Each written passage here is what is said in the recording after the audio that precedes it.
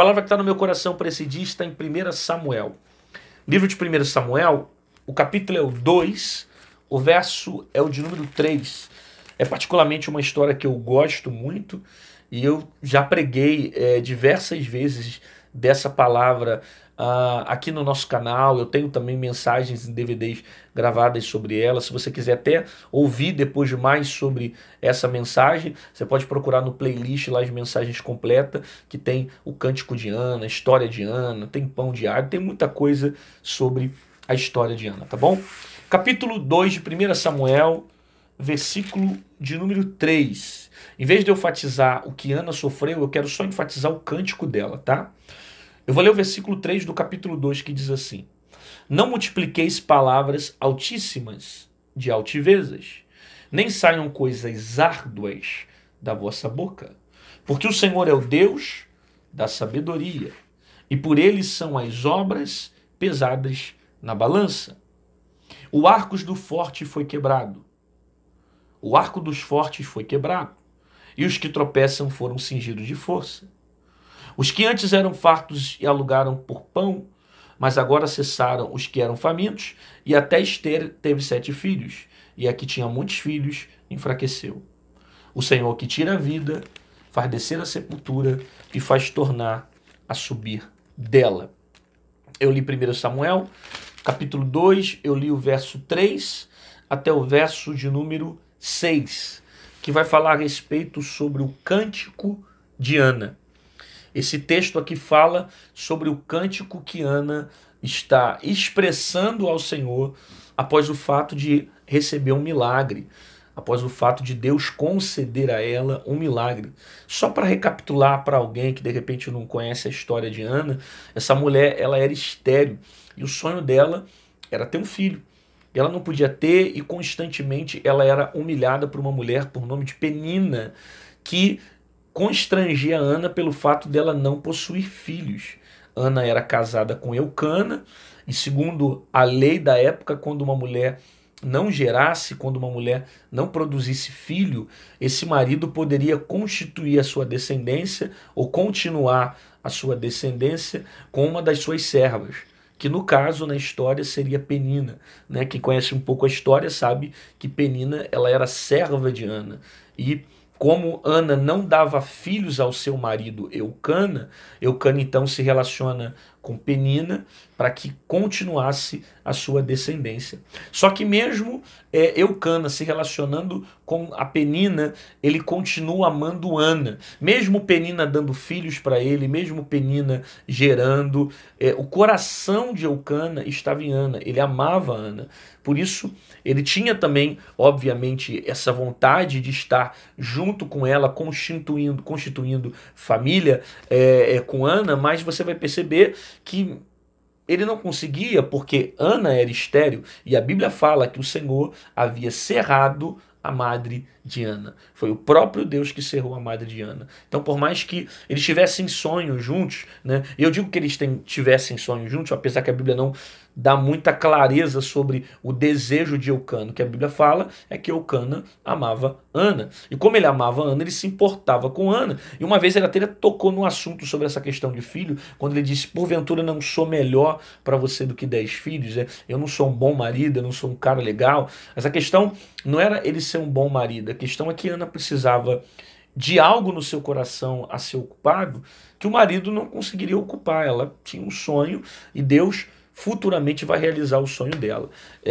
Mas ele não conseguiu gerar com ela até então, por isso ele vai construir a sua descendência com Penina. Só que Ana vai fazer um voto ao Senhor no templo, ela sofre com isso, durante muito tempo ela vai carregar esse sentimento de esterilidade, querendo gerar, não conseguindo gerar, a rejeição, parecendo que Deus não ouvia a sua oração. Então, enfim, durante muito tempo ela vai passar esse processo. Porque esse processo não vai durar 1 ano, 1 mês, 2 meses. Porque a Bíblia diz que de ano em ano Eucana sempre ia ao templo oferecer ao Senhor, pelos seus filhos, pela sua esposa, oferecer sacrifícios dentro do templo.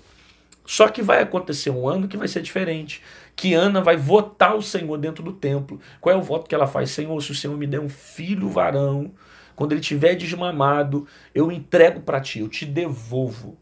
Aí a Bíblia vai dizer que Deus se agrada da oração de Ana, de modo que o próprio Eli, quando vê Ana da forma como ela estava orando, né, mexendo os seus lábios, ele vai conceder o desejo do coração dela, e praticamente naquele dia já estava ali a consumação do ato. Né? Ela vai para casa, se relaciona com Eucana, e nesse relacionamento vai nascer o filho dela, ela vai gerar Samuel.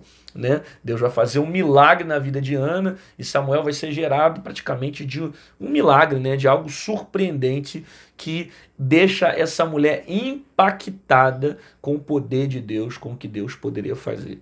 Então o capítulo 2 de 1 Samuel relata a respeito do cântico que Ana está escrevendo após o fato dela ficar grávida, após o fato dela ter gerado, após o fato de Samuel ter nascido. Ok? Então é um cântico de alegria, é um cântico de agradecimento. Ela está orando ao Senhor. Só que esse cântico aqui, que ela canta orando, ele traz uma reflexão muito profunda para nós.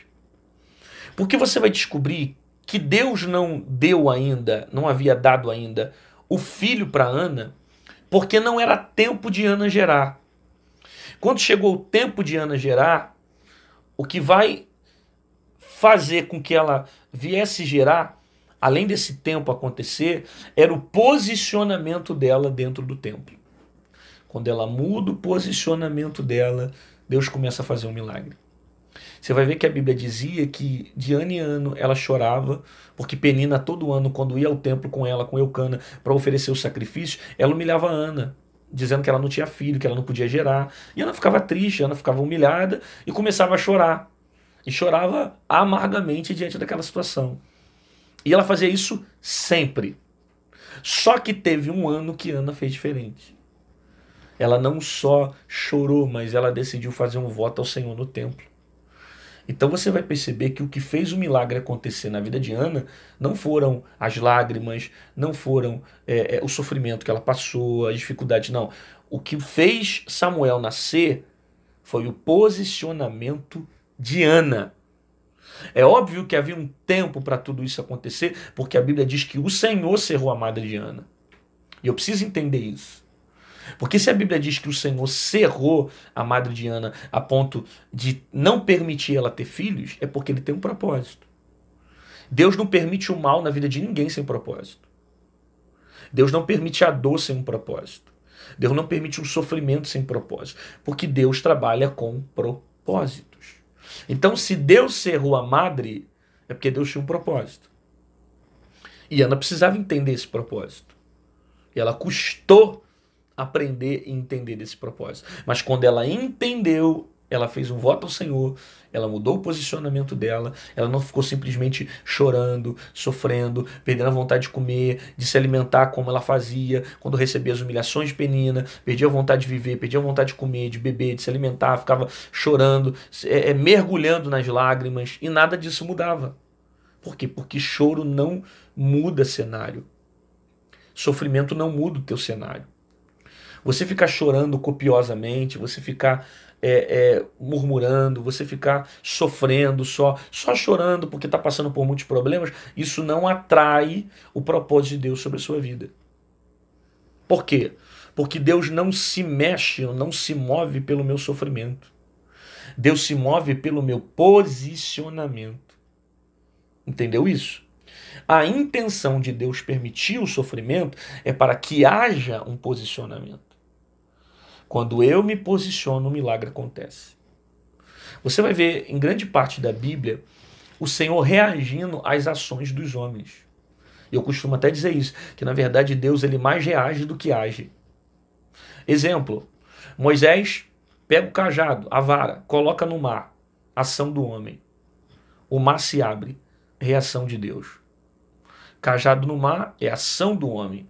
O mar vermelho se abrindo para Israel passar em seco, reação de Deus.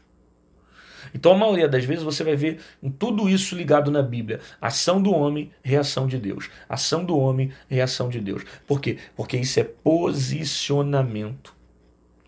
Então o que vai fazer Ana viver Um ano diferente é o posicionamento que ela tem mediante ao sofrimento, as calúnias de Penina, as afrontas de Penina, a toda aquela situação que ela estava passando. E o Cântico de Ana, o capítulo 2 de Samuel, para quem deseja conhecer mais a história de Ana, é importantíssimo na Bíblia.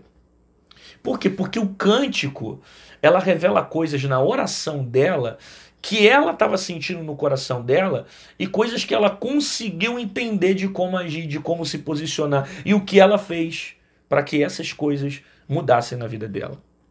Primeiro, observe o cântico dela, a oração. Não multipliquei palavras altíssimas de altivezas, nem saiam coisas árduas da vossa boca. Olha o que ela aprendeu. O cântico de Ana representa já um testemunho que ela está dando em cima daquilo que ela aprendeu. É uma oração de gratidão, é um cântico de gratidão, mas ela está falando coisas que ela aprendeu. E ela está transmitindo isso. E olha o que ela diz. Não saiam coisas árduas da vossa boca. Que é isso que a gente faz, né? Quando a gente se entristece com alguma coisa, quando a gente se magoa com alguma coisa, a primeira coisa que a gente tem a fazer é também usar a língua para debater, para criticar, para falar, para magoar, para ferir. Se ele me feriu, eu vou ferir ele. Se ela me machucou, eu vou machucar ela. Se ele me entristeceu, eu vou entristecer também. Nesse mundo é assim, se alguém grita comigo, eu grito mais alto. Só que a Ana vai dizer, com as coisas de Deus são diferentes. Não deixa sair palavras árduas da sua boca. Talvez ela está falando de algo que ela aprendeu. Talvez durante muito tempo, eu não sei, mas poderia ter acontecido, ela ter debatido, poderia ela usar palavras duras, mas agora ela entendeu como agir no meio do processo. Não lance palavras árduas, não use palavras duras. De repente ela foi uma pessoa que durante muito tempo ela se deixava ser consumida por todo aquele ódio e caía no joguinho do inimigo. Você está entendendo? Às vezes o teu inimigo quer que você faça isso, que você fique debatendo com ele, que você fique lançando palavra, que você fique criticando, que você fique brigando, sabe? Um envenenando o outro com palavras. De repente, essa é a intenção do teu inimigo. E Deus tem uma reflexão para você. Não fique usando a sua língua para amaldiçoar os outros. Não fique usando a sua língua para lançar pedras nos outros. Por quê? Porque tudo que o homem semear, isso também se fará. Dependente do que ele plantar, ele vai colher. Seja bom ou seja algo ruim. Aí ela diz, não multipliquei palavras altíssimas de altivezas, e nem saiam coisas árduas da vossa boca, porque o Senhor é o Deus da sabedoria. Então quando ela fala, o Senhor é o Deus da sabedoria, ela está dizendo o seguinte, aprenda a confiar na sabedoria do Senhor. Por quê? Porque ele é mais sábio que você. Porque ele sabe como resolver situações que você não tem ideia. Então aprenda a estar submetido à vontade de Deus e confiante no Senhor. Confie no Senhor. Creia que Ele tem o melhor para você, que Ele sabe o que fazer por você. Creia que Deus tem o melhor para a tua casa, para a sua vida. Creia que Deus pode fazer coisas maiores. Confia no Senhor. E não fica debatendo, não fica perdendo seu tempo com coisas que não edificam. Deixa na mão de Deus. Coloca para Deus. Entrega o teu filho na mão de Deus. Entrega o teu pai na mão de Deus. Entrega a tua mãe na mão de Deus. Entrega teu tio, teus primos, teu sobrinho. Entrega os seus problemas na mão de Deus. Por quê? Porque o Senhor é o Deus da sabedoria. Ele sabe como resolver esses problemas. E ela diz mais. E por ele são as obras pesadas na balança. Ela está dizendo que tudo que é falado, tudo que é dito e todas as obras que são manifestadas, esse Deus coloca na balança.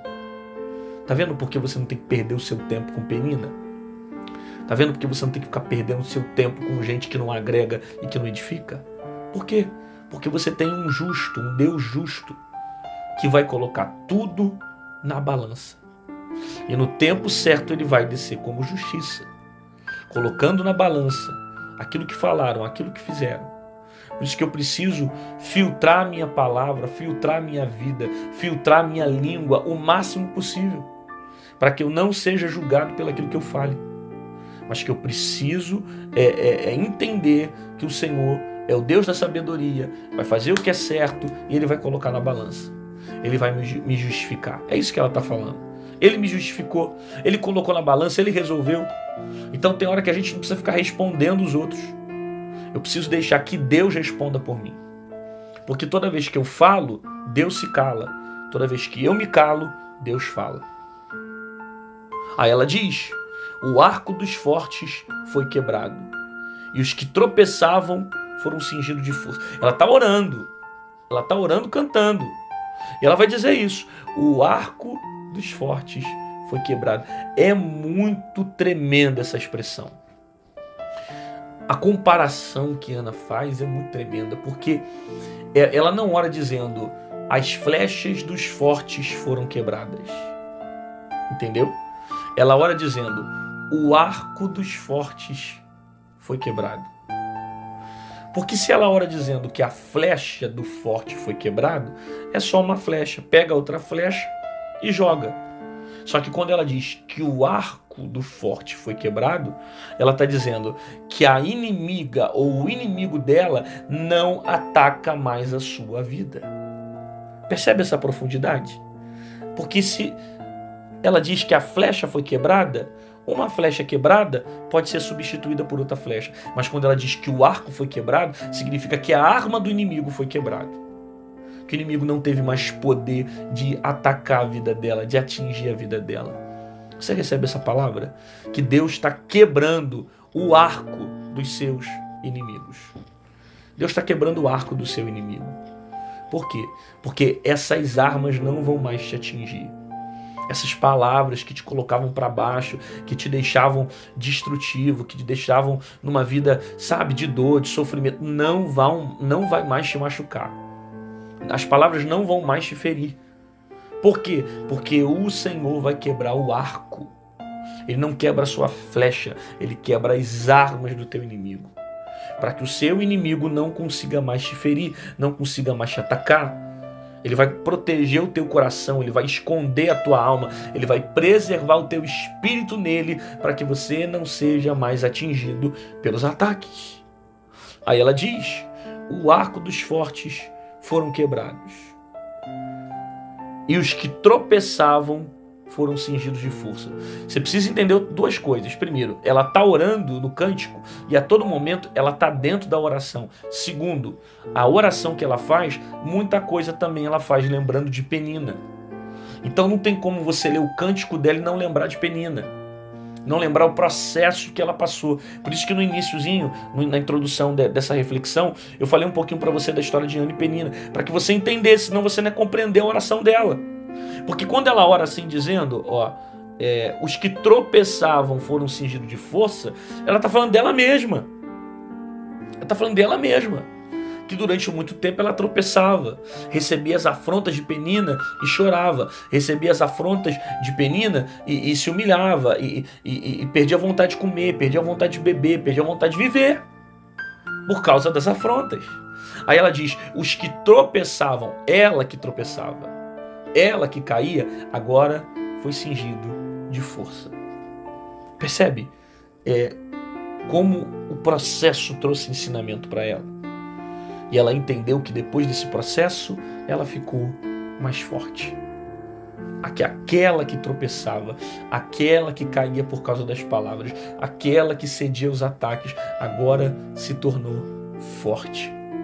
Os que tropeçavam foram cingidos de força. Percebe isso? Que essa luta é para te deixar mais forte. Essa crise é para te deixar mais forte. Essa dificuldade é para te deixar mais forte. Esse processo é para te deixar mais forte. Essas aflições são para te deixar mais forte. Esses problemas vão te deixar mais forte. Depois que você passar por toda essa trajetória, vai ficar mais forte. Você vai ficar mais forte no Senhor. E ela diz, os que antes eram fartos se alugavam por não, mas agora cessaram os que eram famintos. A estéril teve 7 filhos, e a que tinha muitos filhos enfraqueceu. De quem que ela está falando? De Penina. Ou seja, ela que tinha muitos filhos enfraqueceu. E eu que não tinha muitos filhos, eu que na verdade não tinha nada, eu que na verdade era humilhada, né? O que antes eram fartos se alugaram por pão. Mas agora os que cessaram, que eram famintos, até Estéreo teve 7 filhos. Então ela está falando dela mesma. Depois de Samuel, ela teve 7 filhos. Teve 7 filhos. Até Estéreo teve 7 filhos. Então, depois de Samuel, ela teve mais filhos. O Senhor fez esse milagre acontecer. Porque tem gente que pensa que Ana só teve Samuel. Não, Samuel só foi o primeiro. Só que depois Deus deu mais filhos para Ana. E ela está dizendo aqui, até a Estéreo teve 7 filhos. O Senhor deu filhos para ela. O Senhor honrou ela. O Senhor abençoou a vida dela. O Senhor abriu a sua própria madre. O Senhor exaltou Ana na frente de Penina. Honrou Ana na frente de Penina. Agora eu te explico por que o Senhor honrou Ana na frente de Penina. Porque Ana, aqui no final da história, ela está até orando, fazendo um cântico. E nesse cântico ela revela o processo que ela falou. O processo que ela falou, o processo que ela viveu. Ela está revelando no cântico toda a dor que ela passou e os posicionamentos que ela teve para que o milagre acontecesse. Agora você percebe que na oração dela, ela disse que Deus quebrou o arco. Ela disse que Deus quebrou o arco. Mas ela não ora dizendo que Deus matou Penina. Ela ora dizendo que Deus quebrou o arco. Até diz que aquela que era estéril teve filhos e a que tinha filhos enfraqueceu. Eu preciso entender isso. Porque na verdade Deus não vai matar Penina. Deus não mata Penina. Deus vai exaltar Ana, mas Deus não mata Penina. Talvez durante muito tempo de dor, Ana queria esse tipo de justiça. Quem sabe que Deus arrancasse a vida da sua adversária, mas Deus não mata Penina. Que Deus não vai matar. Não é propósito dele, não é vontade dele. E enquanto você ficar desejando a morte daqueles que te fazem mal, Deus não vai cumprir o propósito sobre a sua vida. Por quê? Porque isso não é o Evangelho. Deus não vai querer que você deseje o mal do teu inimigo. Deus quer que você ore por ele, que você deseje o bem dele. Penina talvez é alguém que não entenda o que Deus está fazendo, que não tem um relacionamento com Deus. E às vezes você está questionando sobre a vida de alguém que ainda não viveu uma experiência com o Senhor. Eu preciso entender que Deus não tem um mal para Penina. Por mais que Penina faça aquilo que é errado, por mais que Penina faça aquilo que não é legal, só que o mesmo Deus de misericórdia que atua sobre a vida de Ana poderia também atuar sobre a vida de Penina. E eu preciso amar o meu próximo e não desejar o mal. Talvez esse seja um dos motivos porque você não tem alcançado o milagre, porque sempre você quer ver o mal do outro, quer ficar debatendo, partindo para cima, falando besteira e papapá, aí você não resolve nada e continua com um sentimento de ódio. Enquanto você tiver ódio, enquanto você desejar o mal, Deus não vai fazer o milagre. Deus só vai fazer o milagre quando você entrar em oração. Fizer como Ana, entrar em propósito, buscar o Senhor e parar de ficar olhando para o outro como um competidor, sabe? E começar a entender qual é o propósito. Deus vai fazer justiça, porque Deus é justo. Agora você não precisa manter um sentimento contrário à vida de alguém, desejando o seu mal ou a sua morte, porque isso não representa o Evangelho. Então deixa a Penina falar o que ela quiser, deixa a Penina se levantar, deixa ela lançar pedra, deixa criticar. Ela não conhece o Deus que você conhece. Ela não viveu as experiências que você viveu. Então deixa ela se levantar, porque Deus é justo. Mas ore pela vida dela, ore para que Deus a transforme, ore para que Deus mude a vida dela, para que, quem sabe, ela se torne também futuramente uma bênção. E olha o que a Bíblia diz, e eu termino o versículo. O Senhor é o que dá a vida, faz descer a sepultura e faz tornar subir dela. Aí ela termina com o versículo, não termina porque o contexto continua, né? O texto continua, mas ou pelo menos esse raciocínio, ela conclui dizendo o seguinte: Deus faz subir a sepultura e faz descer dela. Ou seja, ela traz o sentido que Deus continua no controle da vida e no controle da morte, no controle de quem nasce e no controle de quem morre, no controle de quem vem à terra, no controle de quem sai da terra, no controle daquela que é estéril, como no controle daquela que também gera filhos. No final de tudo isso, ela está descobrindo que Deus continua no controle. E é isso que você precisa crer, que Deus está no controle da sua vida, que Deus está no controle da sua casa, que Ele faz subir a sepultura e Ele faz descer a sepultura. Que Deus tem um controle. Ah, mas fulano morreu. Ah, mas Deus levou fulano. Ah, não sei o que aconteceu. Ah, fulano foi assassinado. Ah, porque tiraram. A gente procura tanta explicação para a morte, mas a verdade é que Deus dá vida e Deus tira a vida. Deus permite, alguns vão morrer de acidente, alguns vão morrer de morte natural, outros vão tomar tiro, outros vão morrer de maneira cruel. A morte chega para todos e a gente não tem explicação. É óbvio que nós, como seres humanos, a gente não quer sofrer. E a gente nem quer passar por um tipo de atrocidade como essa. Só que a morte não respeita o tempo, a morte não respeita a idade, a morte leva a criança, a morte leva a jovem, a morte leva o homem, a morte leva a mulher. E Deus não é assassino porque Ele leva, até porque a vida é dele.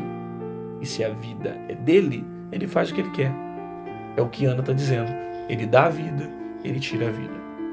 Quando eu tenho essa mentalidade que Deus tem um controle sobre todas as coisas e eu decido confiar no Deus que tem um propósito sobre a minha vida, eu descanso, meu irmão. Eu descanso porque eu entendi que Ele está no controle de tudo. Está no controle da vida, está no controle da morte, está no controle de todas as coisas. Recebe essa palavra. Você recebe essa palavra? Então coloca aí no comentário. Escreve aí o que Deus falou contigo nessa mensagem. Não sei o que Deus falou com você, qual foi a parte que mais essa palavra te edificou. Coloca aí para testificar, para você consolidar essa informação que você já recebeu, essa palavra que veio para edificar a sua vida. Não sei, coloca alguma coisa. Eu vou ter um posicionamento diferente, eu vou ter um posicionamento de oração, eu não vou ficar debatendo com Penina. Deus é o meu juiz, a balança está na mão de Deus. Eu creio que o arco dos fortes foi quebrado, eu creio que os ataques vão acabar, vão terminar, Deus está no controle de todas as coisas. Eu não sei, alguma coisa que você ouviu essa palavra e essa palavra germinou frutos no teu coração. Testifica aí para que isso seja consolidado no teu coração, tá bom?